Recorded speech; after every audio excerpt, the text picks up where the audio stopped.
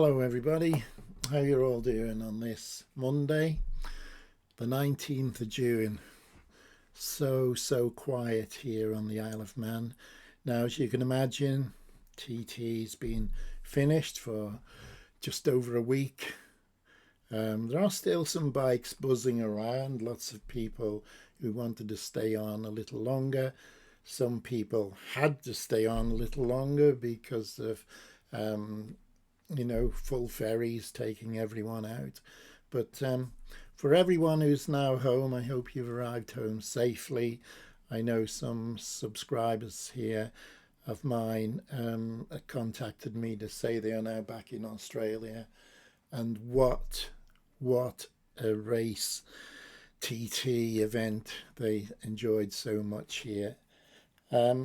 We had brilliant conditions, of course. Strikes me, the average temperatures on the Isle of Man are between like 17 and 20 degrees this time of year. Climb a little bit higher sometimes. But the past 3 weeks, and it is changing now, we've been experiencing between 25 and 30 degrees. Think about that, and think about all these climate change people who are saying, if the temperature rises 2 degrees, we're all going to perish. Oh my God. Anyway, there we are. TT is over already. There's some information about TT24, which I'll be going through in due course. But today, I just want to give some news details about things, news updates, this sort of thing. And just to mention as well, of course, about these two blokes behind me here. Hickman,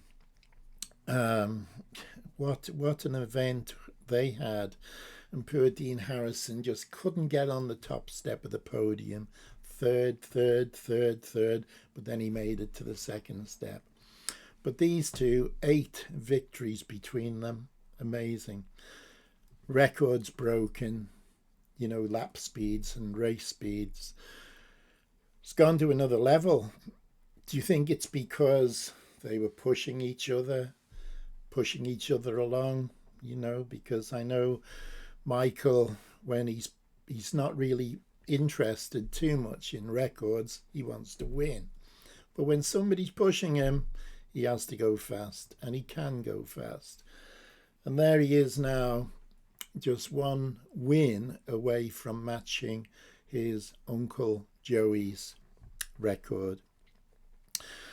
So maybe next year he's going to match and maybe pass it. Who knows? But let's hope everyone is safe and everyone comes back next year, including all the fans, all my subscribers who made it here this year. And let's see you start make those bookings. Actually, the Steam Pack had started accepting bookings in the last week of May, I think, for TT24. Okay, on a more somber note, Raul, the Spanish rider that died at Alpine, his funeral is taking place here this coming Wednesday, 21st of June. And he's going to do his final lap of the TT course at 12 o'clock. He will be taken around the course for one final lap. And anyone who wishes to join in their vehicles or attend the funeral cremation at 1:30, they are made very welcome by his friends and the people closest to him. And it's a bit sad, I know, but I'm not going to make any video, and I'm sure some people will, but with respect to him and his closest friends and family, I'd rather just pay my respects quietly. Okay, and as Raul would say, ride or die. And as he would say, gas. Give it more gas. That's all I will say. But yeah, rest in peace, Raoul. And I know there will be an inquest, and that's going to take some time. But what's next? Something I noticed this year: people being a bit stupid. Craignabar, two people, a young lady and young man, decided it would be nice to stand out in the middle of the closed roads just down from the Craignabar pub to take some selfies and some pictures of themselves. But karma, unlucky for them, somebody reported to the police, and I think someone might have actually kept their eye on them to point out to the police. So they were dealt with. I don't know how severe, but someone else as well in the north of the island was flying a drone while racing was taking place over the circuit. He or she had to pay a £3,000 fine. Now that's going to sting their pocket. I know it would sting mine, but people need to use their brains a bit more. I've also witnessed someone with a long selfie stick with one of these Insta 360 cameras on the end, sticking it out into the roadway. Silly. And you know, if you've been here, just how close in some vantage points the bikes are passing. You could touch them, you know. So imagine if they hit that selfie stick or the camera on the end. Madness. But people just don't seem to put their brain in gear sometimes. I don't know what it is, but it seems to happen a lot. Okay, moving on. I want to keep it brief, but it seems to be stretching out a little bit. And one of the top or favourite riders missing from this year's event, of course, you might be shouting, Lee Johnson. We've had an update actually from Lee. As you'll remember, he sustained injuries in a serious crash in the Northwest 200 this year. And of course, serious. They were pretty serious as well. He's 34 years old and he's a TT winner, but he suffered multiple injuries when he crashed his Ashcourt racing Yamaha at Church Corner in the final Supersport qualifying session. He was then airlifted to a Belfast hospital in a critical condition after having a blood transfusion on the golf course at Portrush. He spent 3 days on a ventilator, and his injuries included a broken femur, shoulder, broken ribs, and a collapsed lung. Pretty serious. But after being released from hospital, the Fermanagh man took to social media to update his fans. He has a really good YouTube channel, Lee, and I know he won't have put much on lately, but do take a look because he's a genuine bloke, decent bloke. He said on his social media, "Hi guys, sorry I've been a bit quiet on social media lately. At the start, I wasn't fit to do anything, and now I haven't really been in a great mindset to do such stuff." Well, we can understand that. But I do really appreciate all the messages and kind things people have said to me. I've read them all over and over. I'm currently just at home now. I think in the end, I broke my foot, femur, shoulder, ribs, wrist, and had collapsed lungs. We were in a bit of a bad shape, but obviously, thanks to the amazing medical team, I will make a full recovery. Also, we've got some vlog footage from the Northwest 200.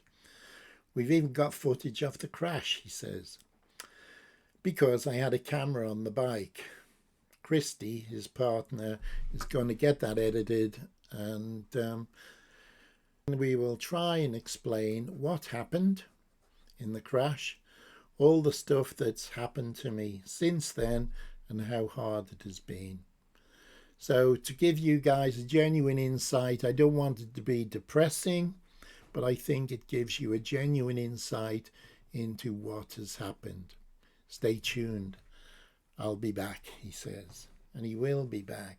We were in a bit of a bad shape, but obviously thanks to the amazing medical team, I'm hopefully going to make a full recovery. Got some vlog footage from the northwest. We've actually even got the footage of the crash and stuff because I had a camera on the bike. Christy's going to get that edited up first of all, and then we'll probably try and explain what happened in the crash, all the stuff that's happened to me since and how hard it's been. I don't want it to be depressing. I think it's a genuine insight into what's happened. You'll be back. I'll be back. I'm sure, hopefully anyway, that he's going to be back next year, because he was one of the favourites this year, Lee Johnson, and you know, just shows anything can happen anytime. And there he was, he ended that serious accident in the northwest. Okay then, I'm going to leave it at that for now. I'm going to do a more in-depth review of this year's TT eventually, when I see some figures of numbers, people who were here, how they got here, because I believe that the steam packet ferry bookings were down slightly, but air arrivals were up slightly. It's been lots of trouble with our airport as well, with cancellations and other technical difficulties. No trouble with the weather, of course, because I think it was one of the, well, if not the best TT weather I've ever experienced in my lifetime. But yeah, so there will be lots to report on. If you were here, I'd like to know your thoughts. There were some changes this year, obviously. What do you think of the warm-up lap before the race? Do you think it's worth taking a chance in a way, going out, risking another lap before the main race? I know Pete Hickman, senior race day, he did have trouble with his superbike throughout the week, so they'd been working on it, and senior race day he did value that warm-up lap, and as he said himself, as soon as he hit the bottom of Bray Hill, he knew that all those elements that were wrong with the machine, all the issues, they were gone. And he could ride it again instead of the bike trying to control him. So there we are. Yeah, anything you've got to say, good or bad, but please try to give us a thumbs up, and thank you to all the subscribers. They are building. I'd like some more, of course. I'd like lots more. So if you haven't subscribed, please do. And who knows, I'll do another competition sometime with some TT memorabilia as prizes for all you wonderful subscribers. Anyway, look after yourselves, and I'll see you again soon. Take care. Bye-bye, everyone.